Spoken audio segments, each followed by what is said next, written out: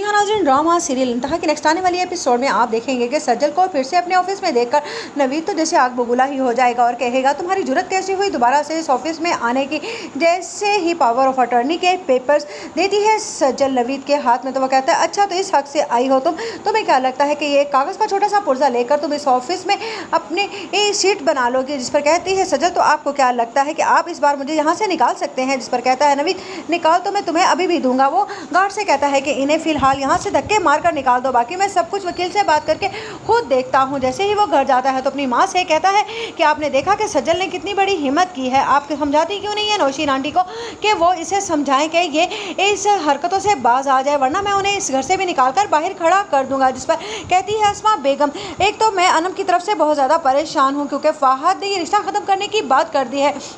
उस पर नवीद कहता है मुझे तो लगता है कि ये आग भी इन्हीं लोगों की लगाई हुई है, वरना नवीद फ़हद तो ऐसा हरगिज़ नहीं कर सकता। वो कितनी जान छिड़कता है हमारी अनम पर और ऐसे कैसे हो सकता है कि वो एक ही लम्हे एक छोटी सी बात को लेकर इतना बड़ा इशू क्रिएट कर दे। ये लड़की इस घर को तबाह कर देगी। आपको ये बात समझ क्यों नहीं आती है? आपने इन्हें इस घर में रहने का हक देकर सारे का सामना मामला ही ख़राब कर दिया है। अभी जैनब मानी है और इधर आपने देखा कि किस तरह से ये लड़की आ गई है हमारे इस घर को तबाह करने के लिए। जिस पर है अस्मा बेगम के मैं जा रही हूँ नौशीन से और बात करूंगी कि उसे अगर इस घर में रहना है तो इस लड़की को समझाना होगा। उसे निकाल तो मैं सकती नहीं क्योंकि वो उसकी सगी औलाद है। जिस पर कहता है नवीद आप नहीं निकाल सकती लेकिन मुझे ही अब कुछ करना होगा कि अगर घी सीधी उंगली से नहीं निकलेगा तो टेढ़ी उंगली तो करनी पड़ेगी। जिस पर अस्मा बेगम हाथ जोड़कर कहती है नवीद से कि तुम कुछ ऐसा वैसा मत कर देना जिससे हम बड़ी मुश्किल में फंस जाएं।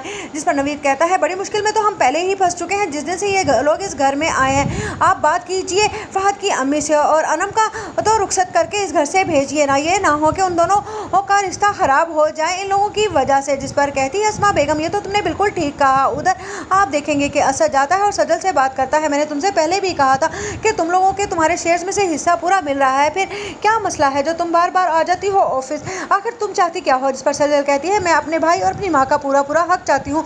मुझे क्या मालूम कि तुम लोग वहाँ से क्या प्रॉफिट कमाते हो और मेरे भाई और मेरी माँ को चंद रुपए देकर कितने बड़े बड़े ताने देते हो। बस मैं यही चाहती हूँ कि मुझे मालूम होना चाहिए, इसी हक से मैं वहाँ पर सीट पर बैठना चाहती हूँ और सब कुछ देखना अपनी आंखों से चाहती हूँ। जिस पर कहता है असद तो तुम बहुत बुरा कर रही हो, नवीद भाई से पंगा लेकर